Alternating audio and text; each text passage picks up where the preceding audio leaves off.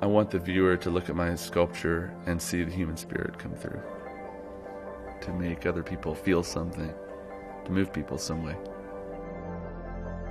I want that to all be encapsulated in the bronze. That's my ultimate goal.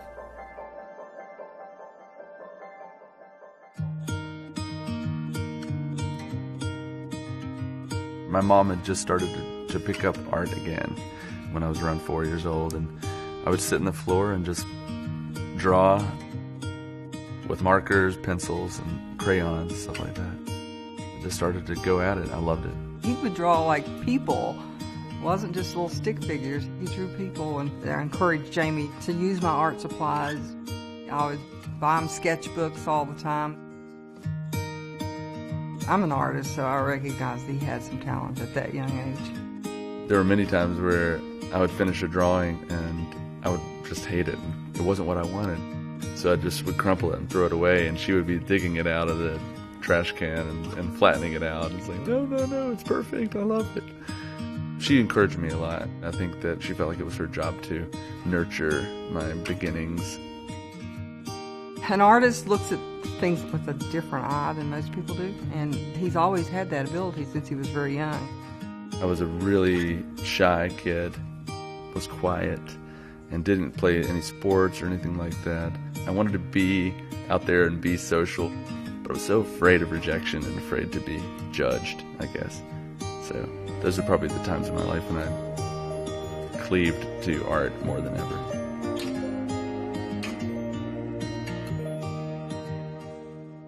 I got an eye-opening experience in first grade when I made a series of dinosaur drawings from a book. Not traced, but I copied them.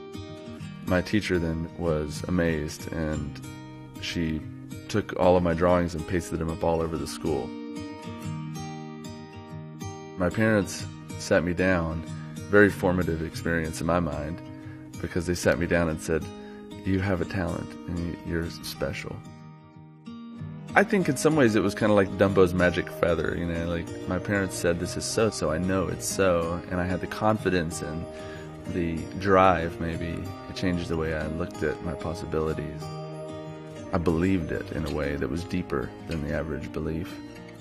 From that point on, I knew I was going to be an artist, somehow, some way.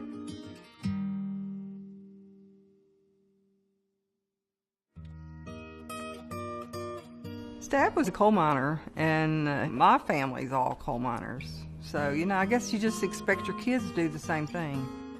He's a laborer, and he's made all of his life, all of his money from his muscles.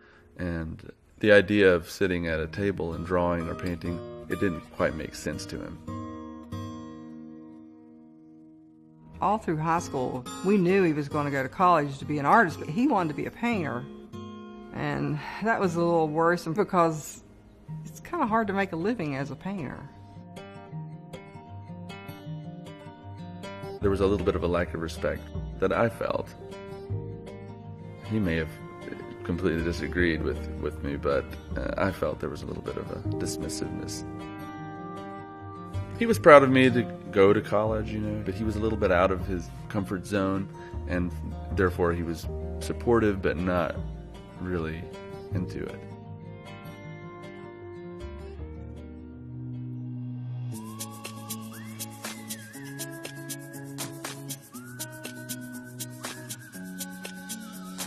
WVU was the school I wanted to go to, and the facilities were really cool. I knew he had to have a college education, and I wanted him to do it.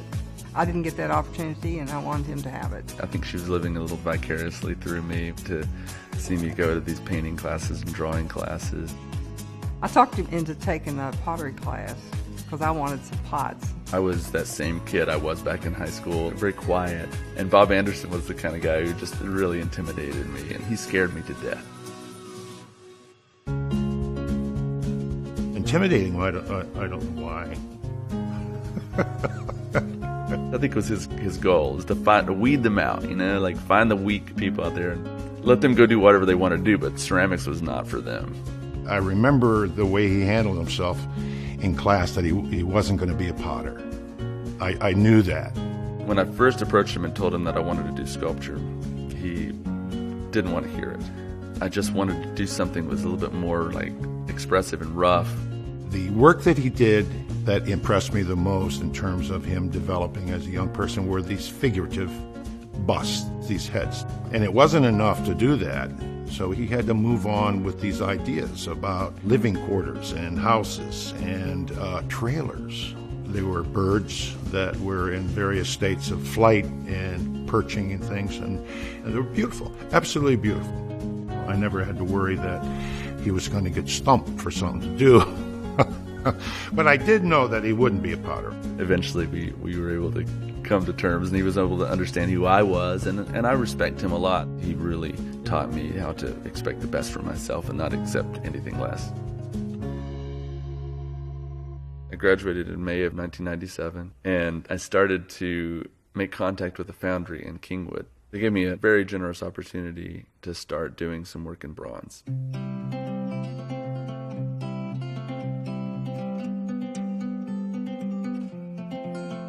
I've made reliefs for the World Golf Hall of Fame in Florida, for Monument Park at Yankee Stadium. I've done Halls of Fame for the University of Virginia, the Nextel Cup in California, the LA Coliseum Hall of Fame. Thousands of reliefs later, I feel like I've mastered relief.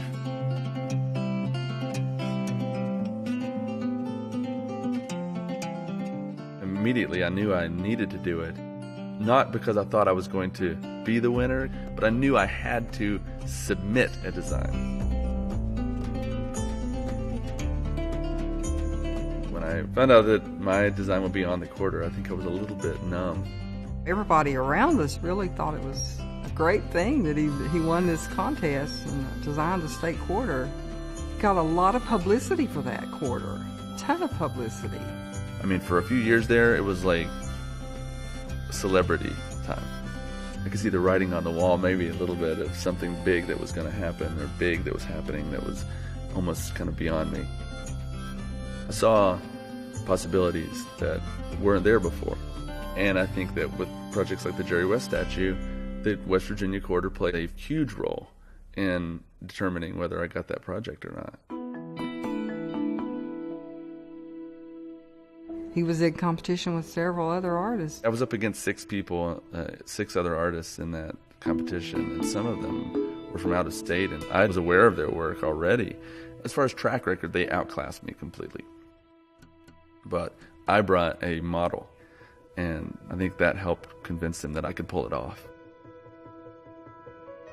The Jerry West statue was the first larger-than-life statue that I had made. It was the first statue of any scale that I had made. The photo that WVU chose for the Jerry West statue was a press photo, pretty much all that existed from that time. But it wasn't an extremely athletic pose. It was Jerry on one foot, dribbling the ball, but you could tell there wasn't really a lot of intensity there. So I took that photograph and injected life into it.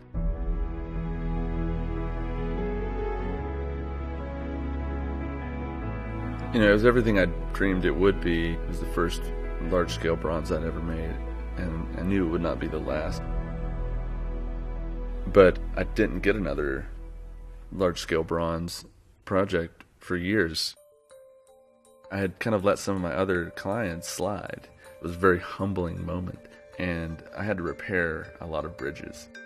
And I created a new business with my business partner, Jeff Edwards. What I saw in Jamie was a person who's passionate about every aspect of art and being creative. For him, it was proving himself more than it was one time. I mean, the Jerry West was a beautiful piece of art, but you have to have a body of work, and he didn't have it.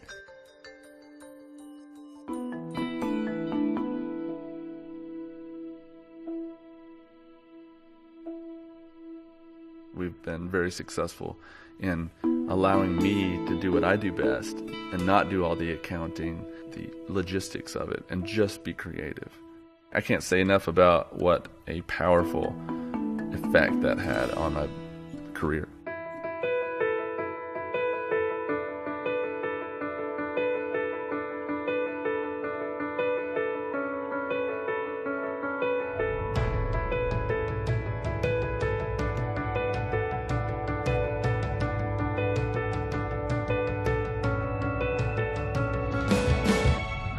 always had this feeling that by doing music, I was taking away from sculpture or taking away from painting.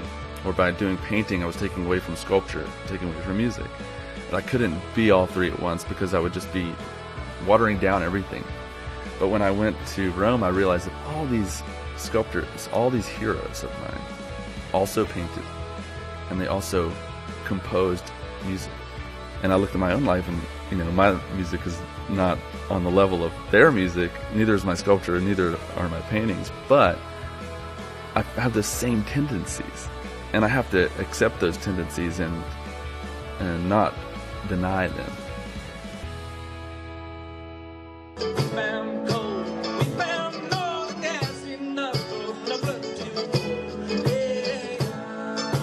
And I've found this year that the more music I write, the more creative I get with painting, the more creative I get with sculpture. By shutting one off, you actually are taking away from this creative pool that feeds the others too. This year is the most creative year of my life. I've really just opened up all the taps of creativity. What Jamie's doing has a far-reaching legacy, not only as a business person, but as a West Virginian. It's going to be celebrated for a long time.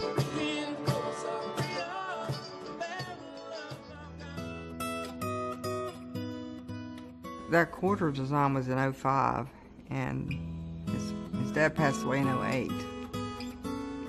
So he was able to see the Jerry West statue.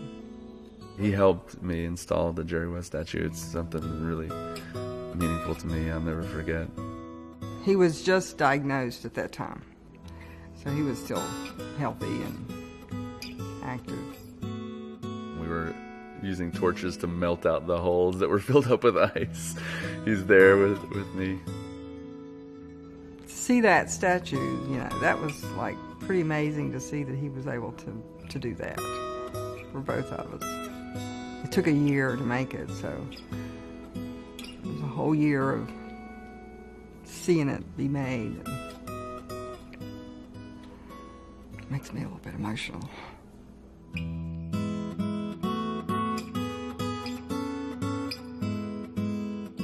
My dad had lung cancer, and he fought it for several months, really aggressively. I didn't have to ask. I already knew that he was so proud of me at that point. But we did talk a little bit about it, and there was no doubt in my mind afterwards how he felt about me and how proud he was.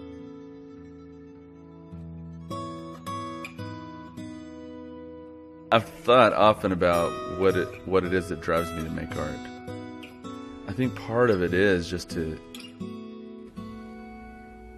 please other people, is to make other people smile or feel something or laugh or cry or something, to move people some way.